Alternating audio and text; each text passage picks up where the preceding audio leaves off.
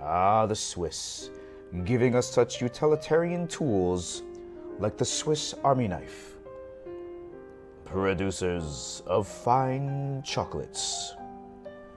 And making timepieces that keep track of time to the ending of time. And the K31 Swiss carbine rifle, quite possibly the best military surplus rifle in the world.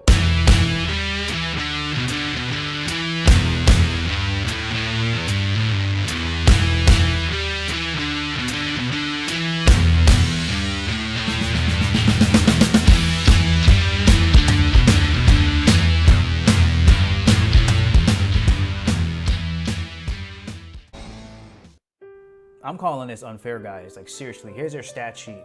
But the Swiss are already known for their marksmanship and the precision, and when they produce a rifle that's this good, it's totally unfair. And let's be honest, they were neutral in the war, okay? So they could take their time making these. They didn't have to cut corners like the Mosins or some of the 1903s. They put match-grade quality barrels in these things using the 7.5 by 55 non-corrosive round that's basically a 308 bullet. Perfect storm. Perfect storm. Here's a look at the 6-round detachable magazine with the release actually part of the magazine. That's cool. Loadable by charger strips that kind of look like a waxy cardboard material. Here's a look at the front sights or sight with the ears, adjustable for windage. There's a look at the crown and the front. Non-corrosive stuff being shot through there, and it was protected by that muzzle guard in the front. You can see the stacking swivel attaching to the bayonet lug.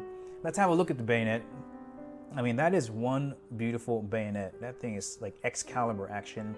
Have a look at these barrel bands, and as you look through these, look at the metal because it's so well done. It's so overdone and robust. The barrel bands remind me, like when you put them together, of those shackles that you see in those medieval movies. Look at the tiger striping. Holy cow. This rifle costs around $500 in this condition.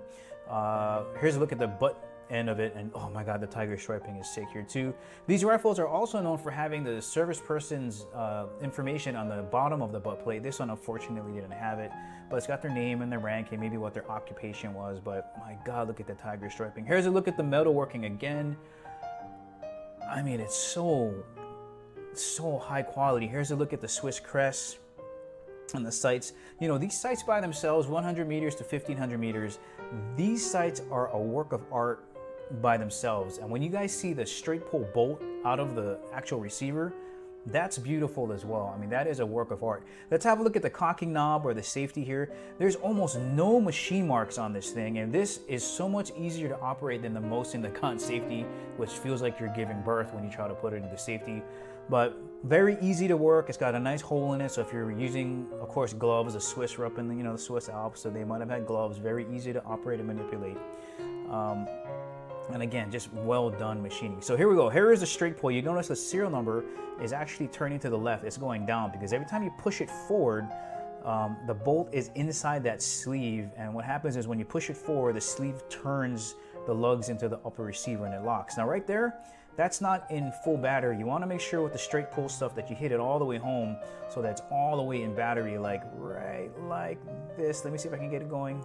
Come on, push it forward there. That's not in battery. Okay, I gotta push it all the way home. Here's a look at the bolt outside of the actual gun or rifle itself. So beautiful, and that charging handle really does look like a beer keg. But again, when you push it forward, it pushes up into that camming area and it closes the lugs to the right. Let's talk about the trigger. 2-stage trigger, very long first stage. It's taking up all that poundage, so by the time you get to the second stage, you have a nice light 3.5 to 4 pound trigger. And it's like glass, man. This is the best military surplus trigger on any rifle stock, I guarantee it. Let's have a look at it here. I'm gonna do a pull for you guys. I think this one came in, is it 4? Yeah, let's call it 4 pounds or whatever. There's a look at the GP11 military surplus non-corrosive ammo 308 diameter bullet. Here's what I did at 50 and 100 yards, and I gotta just practice staying down in my shot. I'm always coming off of it. You can see the results here at 50. And it gets even more exaggerated at 100 yards. Had a nice group going and it just blew it again. But man, this is my new favorite military surplus rifle. It wasn't the Mosin because of the value before, but the craftsmanship and the cartridge itself, it doesn't beat you up like a Mosin, right? It's 308-ish. but you don't get slaughtered when you shoot it all day. Well, guys, that's the ending of the review.